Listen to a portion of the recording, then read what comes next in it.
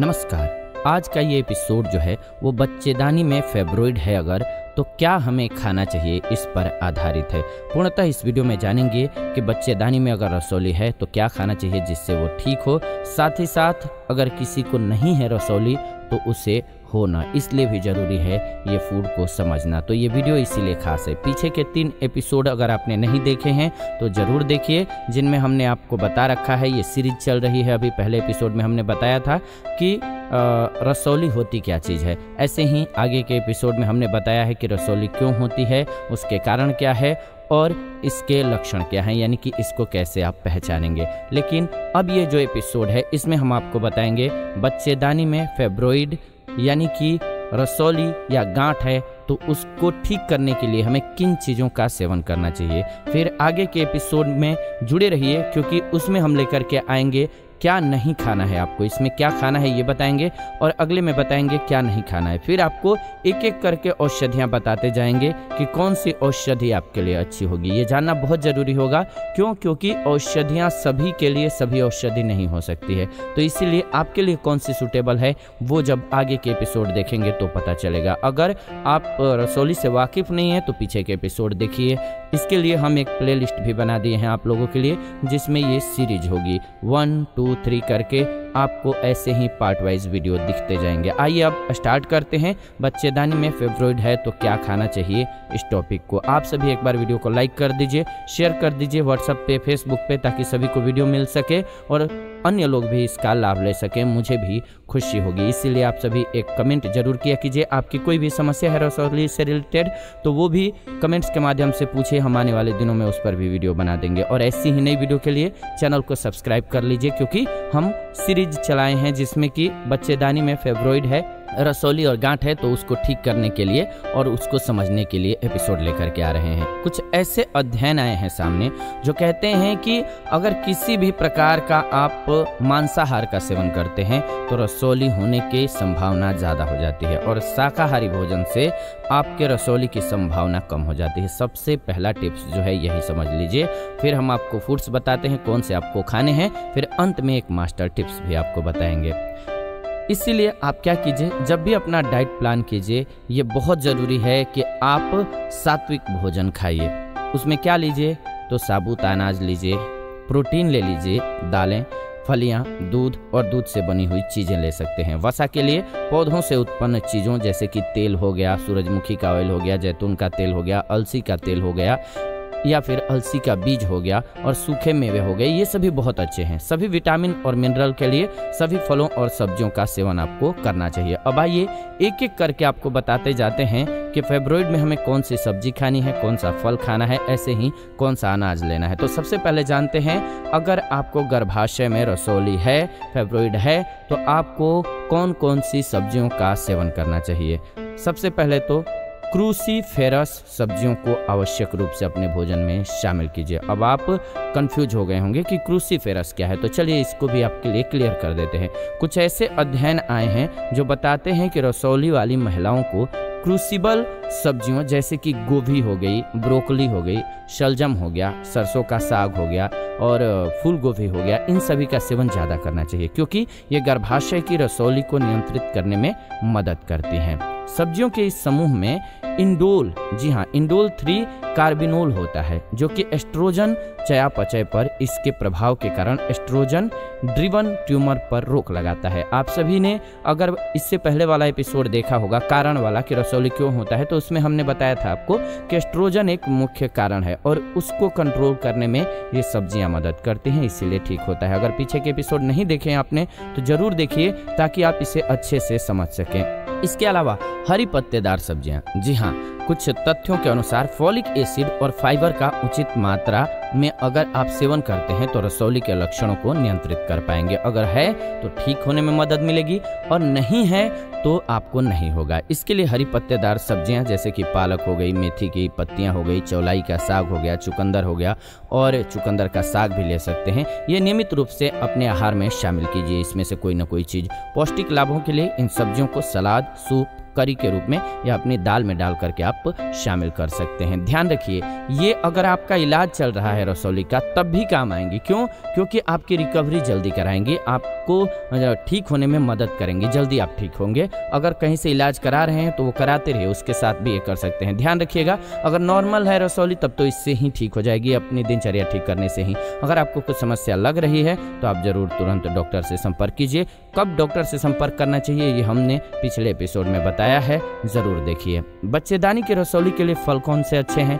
तो कुछ फल हैं जो इस बीमारी के दौरान उपचार में मदद करते हैं, जैसे कि विटामिन ए से भरपूर फल। जी हाँ, अब सोच रहे होंगे आप कि ये फल कौन से हैं, तो आइए इसको भी बता देते हैं। विटामिन ए से भरपूर फल लेने से होगा क्या कि रसौली के दौरान आपको काफ़ी मदद मिल जाएगी। ये फेब्रोइड यानी कि रसौली के आकार को कम करने में मददगार साबित होता है। तो क्या खाएं इसके लिए? सेब, पपीता, गाजर, तरबूज और सभी लाल और पीले फल जितने होते हैं इनको अपने आहार में शामिल कीजिए।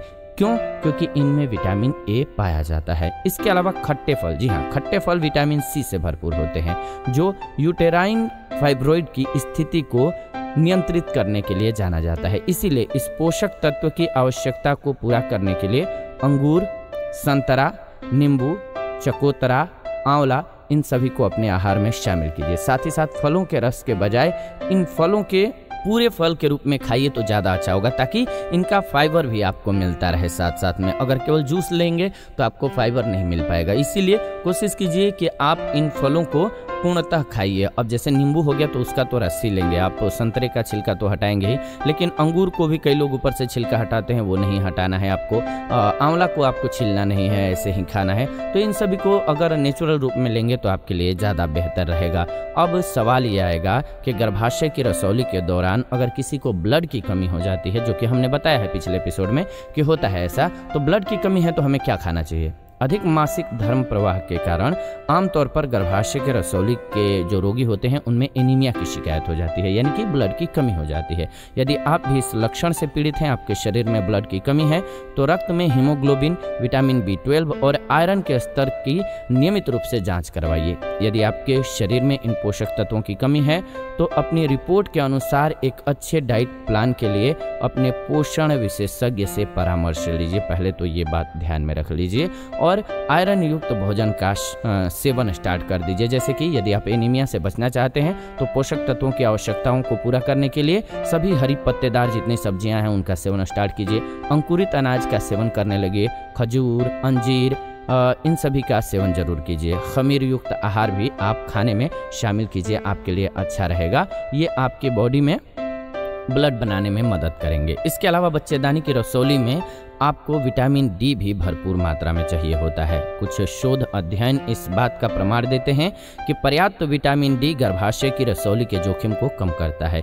यदि आपके शरीर में इसकी कमी है तो आप अपने चिकित्सक से सप्लीमेंट्स के बारे में भी बात कर सकते हैं, लेकिन मैं कहूँगा कि आप नेचुरल रूप से लीजिए तो ज़्यादा अच्छा होगा। थोड़ा समय ज़्यादा लगेगा लेकिन आप पूर्णतः ठीक रहेंगे, फिट रहेंगे। और जिनको नहीं है रसौली और आपके बच्चे हैं तो आप ज़रूर उनको पहले से ही ये डाइट फॉलो करवाना स्टार्ट कीजिए ताकि उनको ये समस्या ना आए, जिनका नियमित सेवन करके आप लाभ भी पा सकें। तो क्या क्या है वो?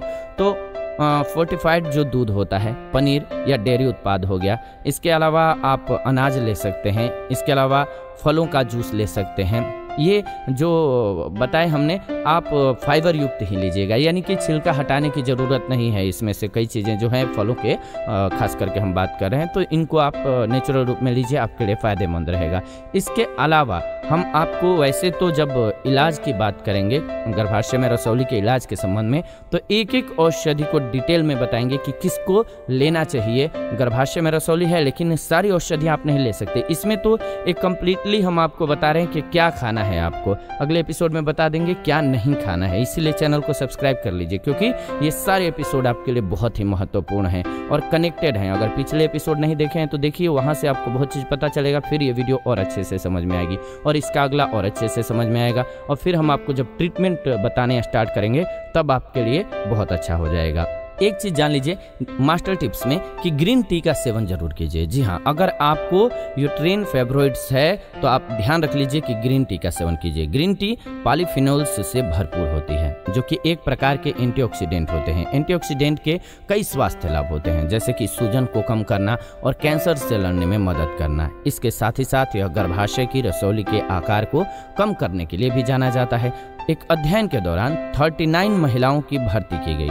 सभी ने अध्ययन के सभी 5 चरण को पूरे किए। प्लेसिबो समूह में अध्ययन की अवधि में रसौली की मात्रा में 24.3% की वृद्धि हुई, जबकि जिन रोगियों ने ग्रीन टी एक्सट्रैक्ट किया, जी हाँ इसका सेवन किया, उनके उपचार में कुल गर्भाशय रसौली की मात्रा में एक महत्वपूर्ण कमी जो कि 32.6% हुई वो दिखाई दी। इसीलिए इसके गुणों का भरपूर लाभ उठाने के लिए हर रोज कम से कम 1 कप ग्रीन टी लेने की कोशिश कीजिए। इसके अलावा आप अपने डॉक्टर से इस बारे में चर्चा भी कर सकते हैं। ग्रीन टी एक्सट्रैक्ट कैप्सूल का भी सेवन कर सकते हैं, लेकिन इसके लिए डॉक्टर से परामर्श कर लीजिएगा। हाँ, ग्रीन टी का सेवन आप कर सकते हैं। एक दिन में 1 कप आपके लिए बहुत फायदेमंद रहेगा। और कपालभाति प्राणायाम मास्टर जो है ये रामबाण, इसका इलाज समझिए कि आप कपालभाति प्राणायाम स्टार्ट कर दीजिए। नहीं करना जानते हैं तो आप YouTube पर वीडियो पड़ा होगा, सही तरीका क्या है कपालभाति प्राणायाम करने का, आप देख लीजिए और वैसे करना स्टार्ट कीजिए।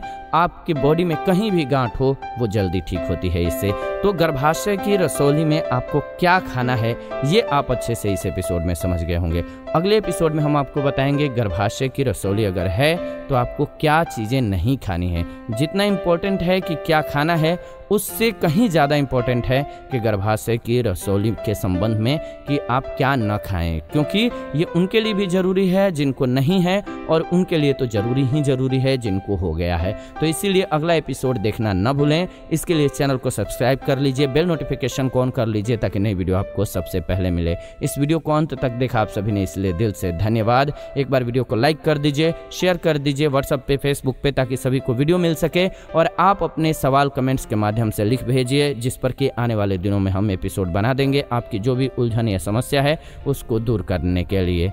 आप देख रहे हैं जीवन रक्षा चैनल, ऐसे ही हमारे साथ बने रहिए। अंत तक बने रहने के लिए दिल से धन्यवाद।